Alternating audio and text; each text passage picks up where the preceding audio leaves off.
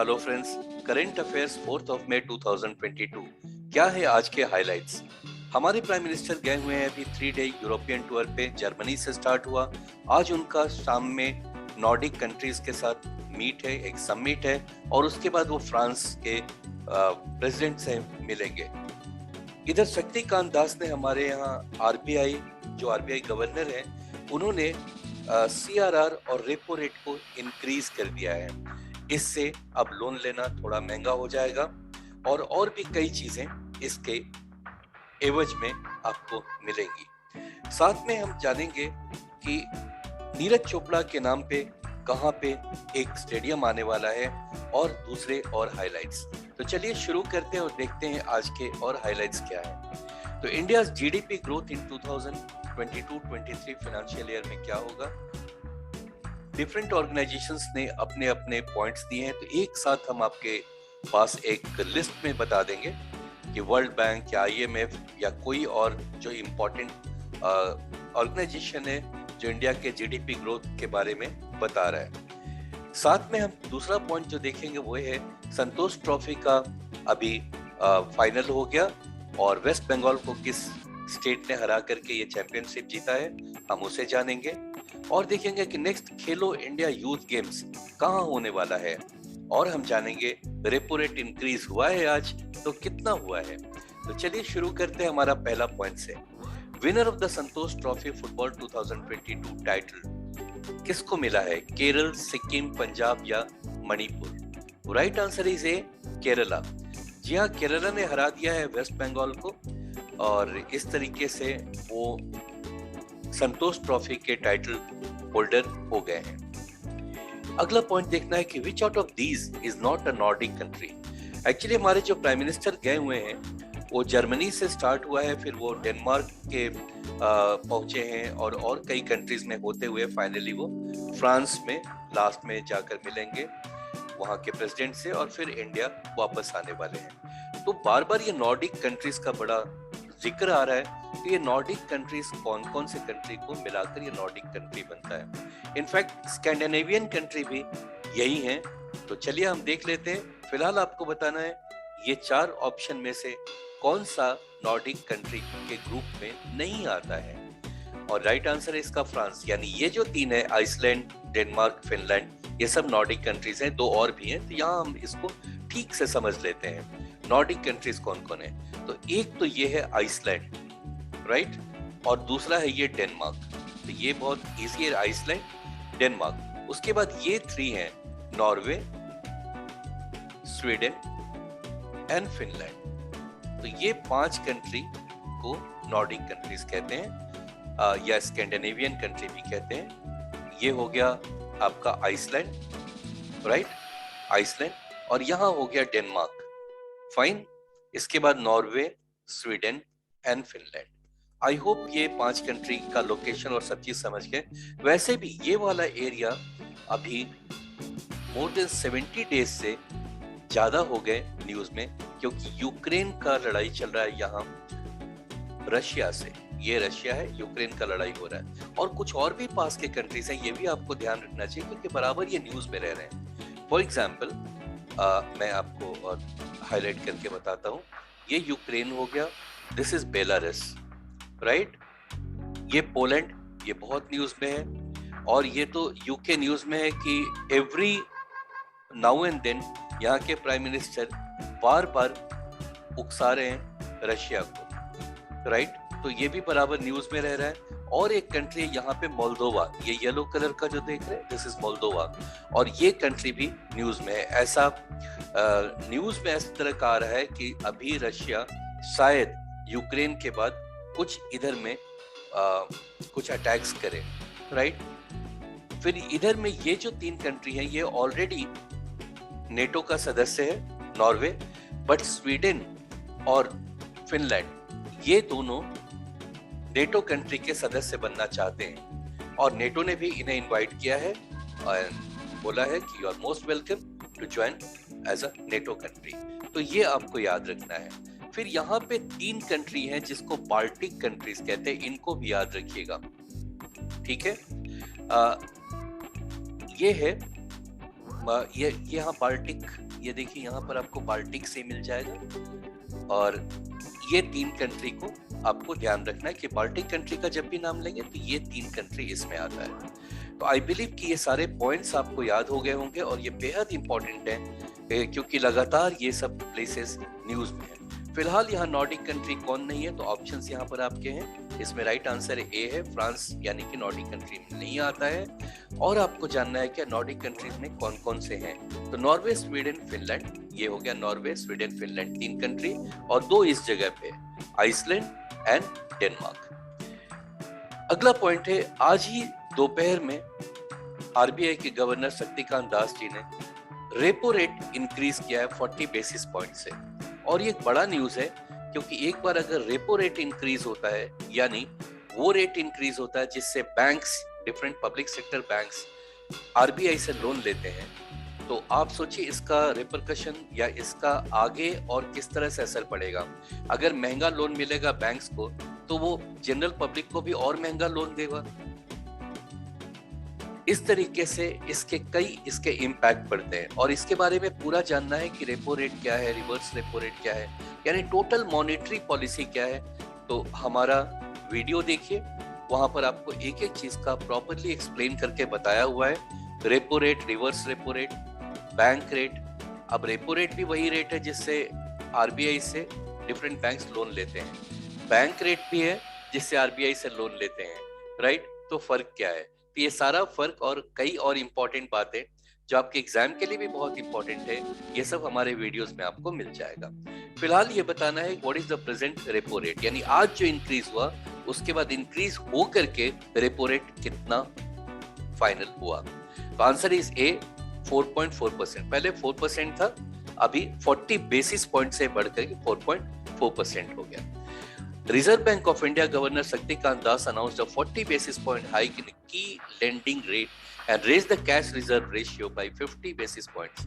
यानी repo rate भी बढ़ाए 0.40 बेसिस पॉइंट से, और CRR कैश रिजर्व रेशियो वो भी बढ़ाए 50 बेसिस पॉइंट से। अब ये 50 बेसिस पॉइंट से जो बढ़ा है, इस CRR का मतलब होता है कि जितना पैसा बैंक में जमा होता है उसका कुछ पोर्शन बैंक्स को आरबीआई के पास रखना पड़ता है, वो CRR हुआ, और सर्टेन पोर्शन बैंक को अपने पास रखना पड़ता है। यानी CRR और SLR वो परसेंटेज है, वो रेशियो है जो पैसा बैंक्स लोन के रूप में किसी को नहीं दे सकता, यानी इतना रिजर्व में हमेशा रखना है। तो अपने पास जो बैंक को रखना है वो है SLR, स्टैट्यूटरी लिक्विडिटी रेशियो, और जो पोर्शन टोटल डिपॉजिट का जो आरबीआई के पास रखना पड़ेगा वो है CRR, और वो भी बढ़ के 4.50% हो गया है। तो ये एक इंपॉर्टेंट न्यूज है, आप इसे जरूर ध्यान रखेंगे। IMF cuts India's GDP growth forecast for the year financial year 23 to what percentage? Actually अभी यूक्रेन वॉर के बाद काफी फर्क पड़ा है पूरी दुनिया के, पूरा ग्लोबल जीडीपी ग्रोथ में। तो लगभग सभी ने, IMF हो या वर्ल्ड बैंक हो या आरबीआई हो हमारा, ये सबने रिवाइज किया है कि कितना, इन्होंने फोरकास्ट जो किया उसमें काफी रिवाइज किया है कि कितना होगा फाइनेंशियल ईयर 2022 से 23 तक का इंडिया का जीडीपी ग्रोथ। तो फिलहाल यहाँ बताना है एज पर IMF अभी क्या फोरकास्ट है इंडिया का अपकमिंग फाइनेंशियल ईयर में जीडीपी ग्रोथ के बारे में। तो यहाँ ऑप्शन है आपके 8.2%, 9%, 7.5 या 6.5%। Right answer is 8.2%। ये अब ये पूरा लिस्ट देख लेंगे हम। So the international monetary fund has revised the GDP, that is gross domestic product growth forecast for India financial year 2023 to 8.2% in the latest World Economic Outlook report. Earlier in January report, this was estimated as 9%. So, पहले ये 9% forecast था, अब ये घट करके 8.2% हो गया. In the case of the global economy, IMF has cut the growth forecast for the calendar year 2022 to 3.6% from 4.4%. तो as per IMF पूरा ग्लोबल इकोनॉमी ही रिसेशन में रहेगा।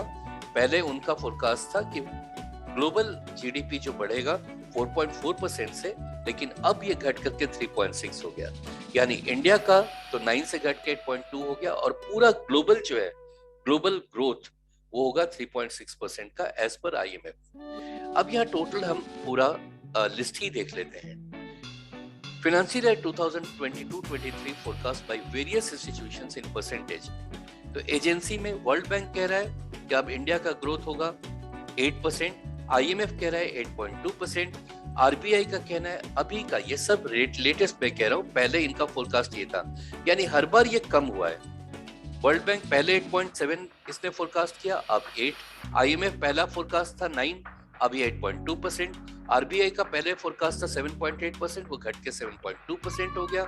मॉर्गन स्टैनले कहता था कि इंडिया का जीडीपी ग्रोथ 8.4% होगा, लेकिन अब उसने भी रिवाइज कर दिया है 7.9% पे। तो ये सारे के सारे इंपॉर्टेंट है आपके लिए।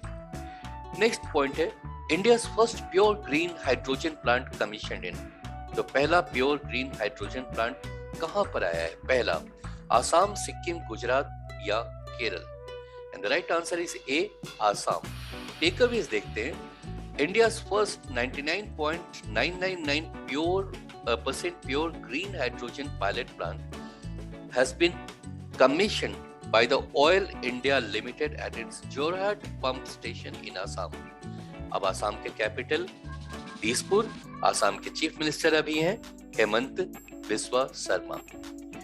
अगला पॉइंट आ रहा है Chief Minister Nitish Kumar has inaugurated a nation's first ethanol plant। अब एथनॉल वो प्रोडक्ट है जिसको पेट्रोल या डीजल में मिला देने से इसकी एफिशिएंसी कम नहीं होती है, बट कॉस्ट काफी कम हो जाता है। तो इस तरह से हम उम्मीद कर सकते हैं कि इस तरह के प्लांट जो कि और भी जगह लगने वाले हैं, बट सबसे पहला इंडिया में सबसे पहला बना है बिहार में।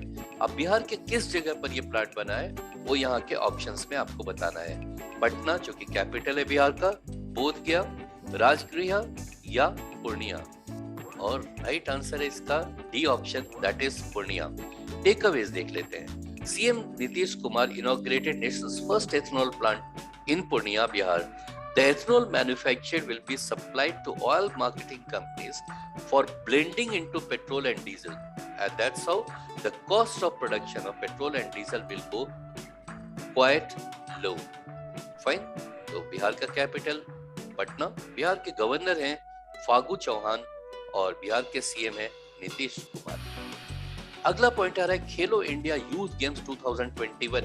ये सब डेट्स को बढ़ाते बढ़ाते चला या 2022 में होना तो था लास्ट ईयर ही, बट ये इस साल हो रहा है 2022 के जून में होगा, 4th of June to 13th of June। एक इम्पोर्टेंट इवेंट हो गया है। इंडिया का यहाँ से काफी प्लेयर्स निकल के नेशनल इंटरनेशनल लेवल पर आ रहे हैं, अपना नाम कमा रहे हैं। तो Khelo India youth games 2022 will be organised in which state from June 2004 to June 2013? Options आपके सामने है, मेघालय, उड़ीसा, हरियाणा और Telangana. Right answer is C option, that is Telangana. Now इसका टेकअवेज देख लेते हैं। Khelo India youth games 2022-21 will be organized by Haryana government from June 4th to 13th. Haryana has become the sports hub for players from the state have brought laurels to various national and international level sporting events. Haryana is also going to giving the highest prize money to its players. और एक और बता दूं, नीरज चोपड़ा जो कि track and field में पहला gold India के लिए लेकर आए थे, इंडिविजुअल गोल्ड, उनके नाम पे एक स्टेडियम बनने जा रहा है हरियाणा में, अभी वहां की गवर्नमेंट ने अनाउंस किया है। इंडिविजुअल गोल्ड तो पहले भी आ चुका है, वो है अभिनव बिंद्रा के द्वारा शूटिंग में, लेकिन ट्रैक एंड फील्ड में पहला गोल्ड मेडल इंडिया को नीरज चोपड़ा ही ला कर दिए, जो जैवलिन थ्रो में, और रिसेंट टोक्यो ओलंपिक्स में ये बड़ा अचीवमेंट उन्होंने पाया। तो फ्रेंड्स, ये थे आज के हमारे इंपॉर्टेंट पॉइंट्स। उम्मीद है बहुत जल्द हम आपको अगले नेक्स्ट इंपॉर्टेंट पॉइंट्स के साथ मिलेंगे। Thank you so much for watching. अगर आपने अभी तक सब्सक्राइब नहीं किया है तो किस बात की देर है, अपने फ्रेंड्स को भी बोलिए। यहाँ के जो न्यूज इस पे आपको मिलेंगे, जो करंट अफेयर्स आपको मिलेगा, बिल्कुल लेटेस्ट, बिल्कुल टू द पॉइंट, और कुछ भी कोशिश की जाती है एकदम बिल्कुल hand pick. Thank you so much.